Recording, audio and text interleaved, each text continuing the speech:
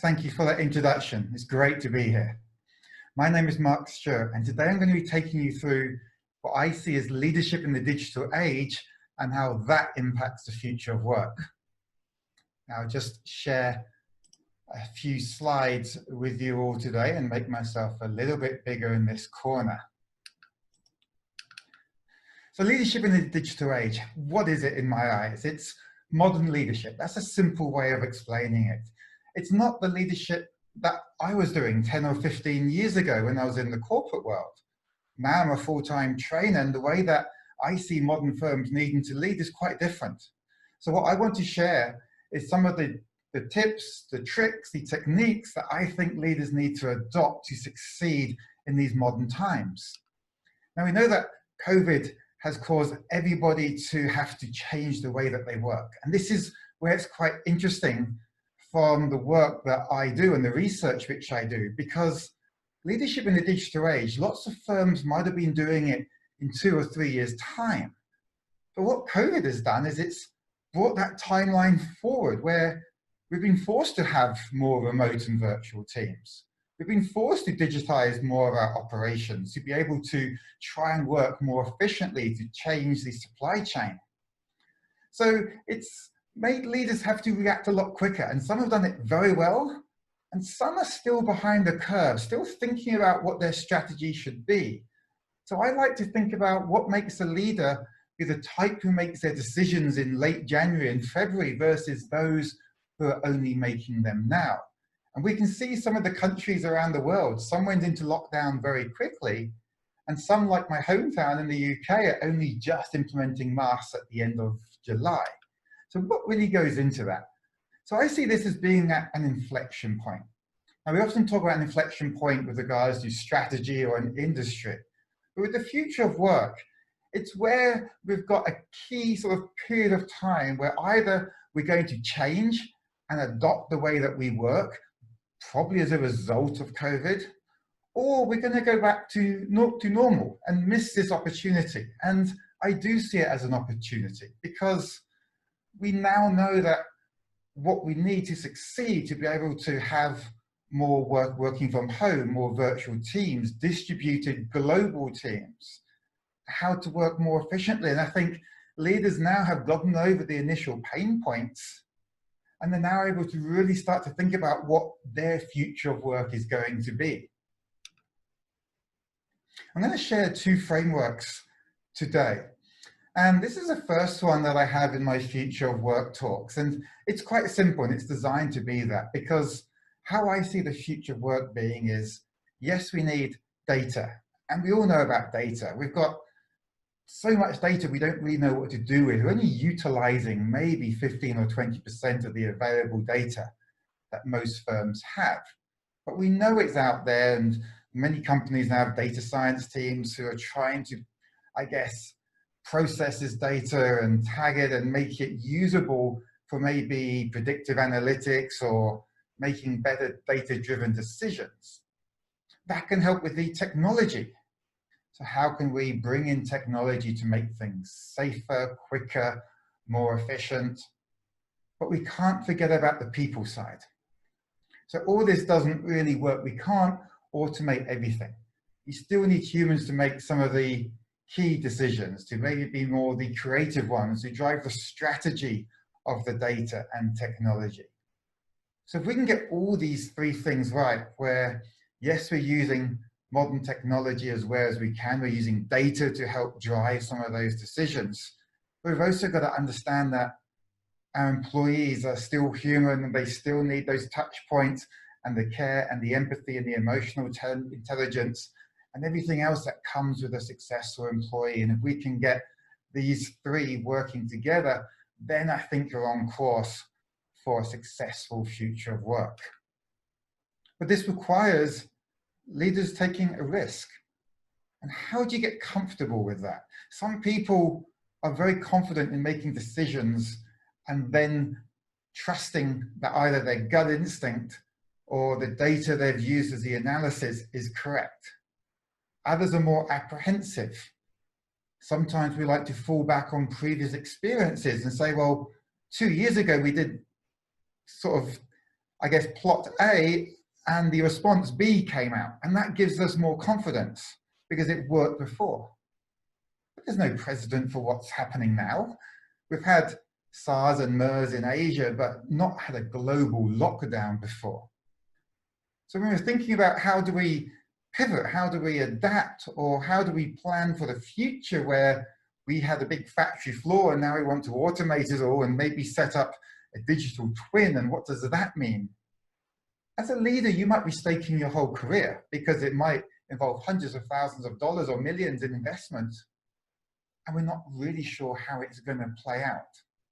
But that's what leadership is. It's about having confidence. It's about setting a direction. It's about having a vision. So you need to get comfortable with not knowing how things are going to work out. You can do as much research as you want, but ultimately you need to make a decision and then execute. I mentioned that we've kind of been forced into having remote and virtual teams. Some companies have done this very well and some are still slightly struggling. Your employees are having to work from home that they weren't expecting. So we've got people working in living rooms, in corridors, in small spaces where they try to kind of get some privacy away from their family. But then with some planning, with hindsight, now can we therefore adopt a more remote virtual working experience where we know the technology that's required, we know some of the hardware, it doesn't cost that much to help our employees have a good desk or setup at home. Several large firms have allocated $1,000 to their employees to have a more comfortable working environment so they can work successfully from home. This allows cross-regional teams to work well. You might have developers in India and product line in Singapore and UI and UX in Australia, and why can't they all work on the same project? The technology is there now. Historically, when we were doing BCP tests, we'd make sure that we could connect in to our systems. And that's really what we thought about virtual space. But now it's about how we work. How do we have meetings? How do we have communication? How do we have project updates? And companies are using things like Teams and Slack and other communication channels to try to replicate what we had in the office. A lot of firms are now committing to reducing office space because do we need it when it's been proven that we can work from home, that we can trust our employees? But if you had a daily stand-up meeting in the office, have a daily meeting on Zoom or WebEx or Teams, whatever your platform of choice is. And what we've found is most circumstances can be replicated virtually. But then on the flip side, if you have a weekly meeting and suddenly 4 people are working from home, 5 are in the office, you've got to wait for everyone to connect in, we don't want things to become a pain or inefficient. So hopefully during this spell, leaders are thinking about the future and going, what do I want? What's my future of work? What's needed? What's the systems? What's the controls? What's the processes? What's our style of working going to be? And then we can make the adjustments that are required. Just some quick examples of companies who are doing interesting things, especially with my future of work diagram that I had. Now, Ping An are traditionally an insurance company, but they hired a McKinsey partner, Jessica Tan, about 7 years ago now. And she joined as, I guess, the McKinsey consultant, the lead partner on the account. And she joined the firm with a vision to make it more digital. They had 3,000, I guess, IT developers back then. They've now got around 30,000. She says they're almost a tech company as much as they are a financial services one. They incubate their own startups and companies and spin them off, such as Good Doctor in Hong Kong. And they're now one of the leading firms in the world. And that's happened in a relatively short space of time by really leveraging and using the technology that's available. Alibaba, we all know the story of Jack Ma and maybe some of the e-commerce sites. What they do really well is they share data across their subsidiaries. So they don't just keep it in a siloed way. They'll use the data from the e-commerce to help drive the strategy of their logistics hub. So they know that maybe every year in the south of China, they want 20,000 of maybe a presenter like this. And therefore, they're going to run a predictive algorithm on all the data across their different companies and go, well, maybe we need to ship 20,000 of these presenters down to southern China before Singles Day. And they do that with a very high accuracy rate, around 75 or 80%. And DBS looked very much at the people side. So how can we try to predict what jobs might be replaced and which ones are needed going forward? So there's a good case study from a couple of years ago where they identified that a number of their call center jobs were going to be, well, I guess, needed to be replaced because people aren't calling in as much. They're using the virtual assistant, they're using online banking. So rather than make these people redundant, can they train them up into maybe a live chat agent? Can they try, they're not going to necessarily become a machine learning specialist, but other people who have got the IT knowledge maybe could be trained into those different roles. So as a leader, you need to think about, well, if we're moving to the future of work and we've got data and technology, how can we help our employees get ready for the future of work so we don't have to replace them, but instead can redeploy them into new jobs? So the rest of my talk this morning, about 8 or 9 minutes, I just want to talk about one of the main frameworks which I use, which is in line with the title of this talk, which is Leadership in the Digital Age. So the acronym will be LIDA. And this is one that I developed for the core competencies that I think leaders need in this modern world or in this post-pandemic world. So the first one, the L, is going to be for learning. Now, it doesn't matter how experienced you are. We need to learn new things, learn technology, learn how to work in a different way, how to digitize things. Historically, you could learn things between 20 and 40 that would, I guess, equip you with enough knowledge for the rest of your career. But now things are moving so fast. You learn things and 10 years later, they're out of date. I spend a lot of time working with leaders in companies now because I haven't had a corporate job for 7 years, but I talk about it. So I have to be up to date with what the modern day challenges are and the technology that's being used. So I'm always learning, and you in your job should always be learning as well to make sure that you are kind of future-proof, that you've upped your skill set, that you're ready to help drive your firm into the modern age. You should know about the acronyms that are out there around, I guess, AI or ML or OCR. We hear about them, but can you at least describe it in one sentence? Do you know what the potential impact on your firm is? If not, that's where you need to sort of get your knowledge up to speed, and you can use the experts around you to help you with that knowledge gain.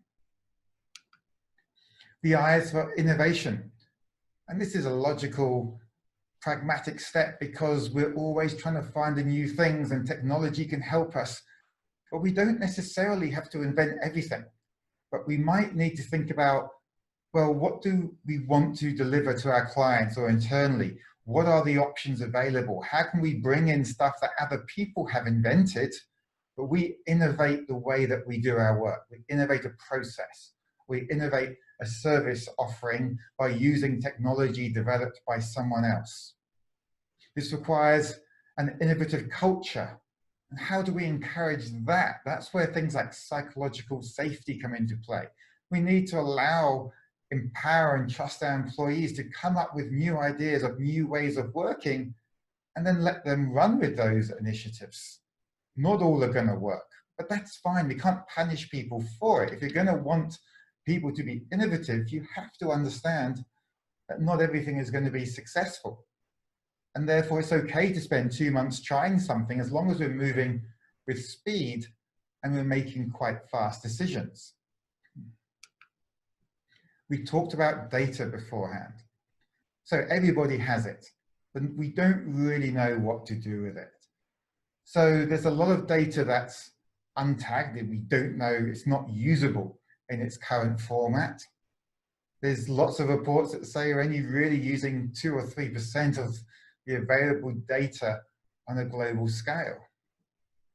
So a question for you, if you're a leader, is, well, what data is there that you're not utilizing, and what can you do with it? Or another way to look at it is to flip that around and go, what do you want to do? And therefore, what data do you require? So some people will only look internally, but a lot of data science teams will purchase external data.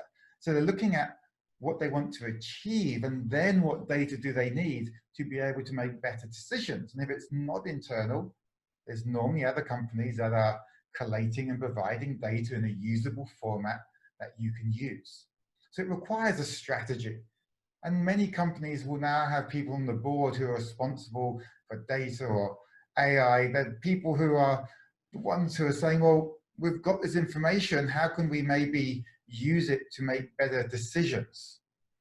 So it's not necessarily replacing analysts or researchers who rely on macroeconomic data, for example, but it's enhancing their ability to make better decisions alongside their economic reports and their previous knowledge, and then saying, well, how can we back it up with better data to make stronger decisions that allow our company to progress forward, be it through revenue or customer acquisition or lower costs.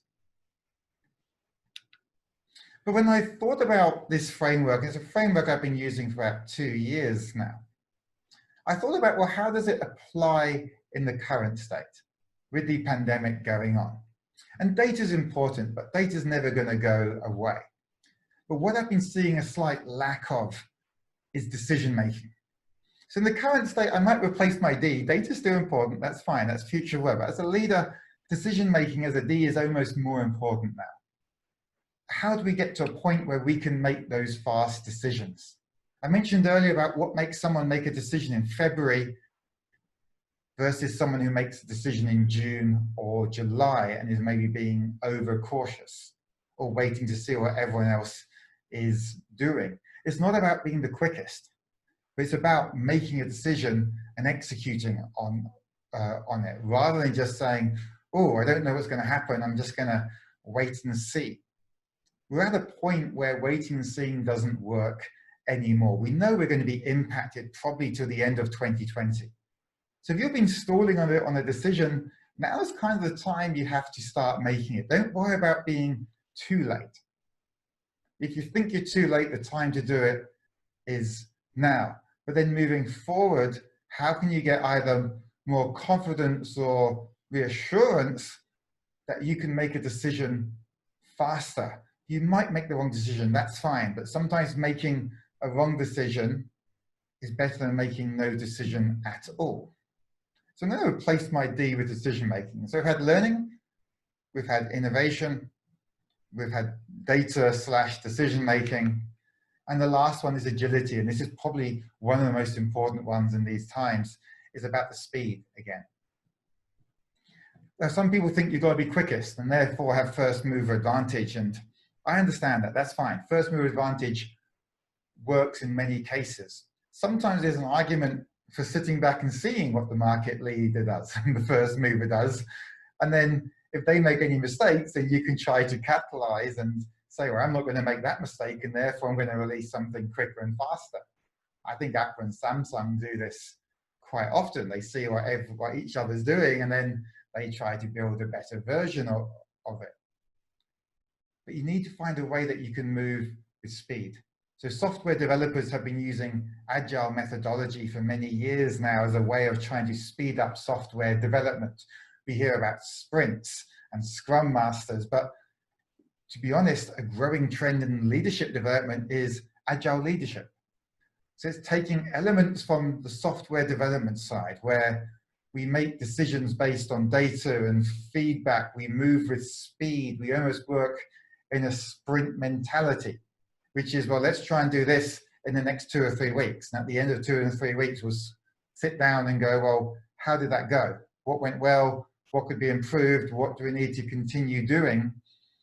And when I talked about what makes a leader make decisions, well, you've got to be able to make decisions to move with agility. It's just, do you bring in some frameworks or some, I guess, tick lists to help you make that decision by saying, if you've done A, B, C, and D, then we make that decision now. So agility from the leadership side is really being able to react to market trends, to be able to anticipate, to say, pandemic's coming. Right, everyone work from home, or also, as we start to come out of the pandemic, what's your strategy for returning to the office? Is it space desks? Is it split teams? Again, how can you move with speed so you don't lose out on efficiency or productivity? It's one of the more challenging ones, but one of the more crucial ones. And my last sort of few slides is just looking at summarizing some of the information. We need to trust and empower your employees. That's to drive initiatives, that's to come up with new ideas, that's to execute on the vision that you've set. We know we need to leverage the data and make the decisions with agility, with speed. We've got to be aware of the technology that's going on and what's available and what's possible, and how can that come into your firm and help you. Ultimately, if you don't disrupt, you're in danger of being disrupted. And you don't want to be that firm that misses the inflection point, and therefore your competitors go on the up curve and you're going down. And we need to understand that we're in a VUCA world more than ever. And that's the volatile, uncertain, complex, and ambiguous. We've talked about it for 5 years. We're in the middle of it now. Everyone's facing the same conditions. Therefore, we shouldn't spend too much time complaining about it. It's more about what can we do about it to better position yourselves. And ultimately, you have a choice. You either lead the change or you be led by the change. So if you can get that data, technology, and people side right, if you can learn and innovate and use data and decision making with agility, then you stand a chance of success. If you do have any questions, you can contact me through social media or through email. I'd love to hear your questions in the comments box now, because then I can answer them directly with you. Thank you very much for listening.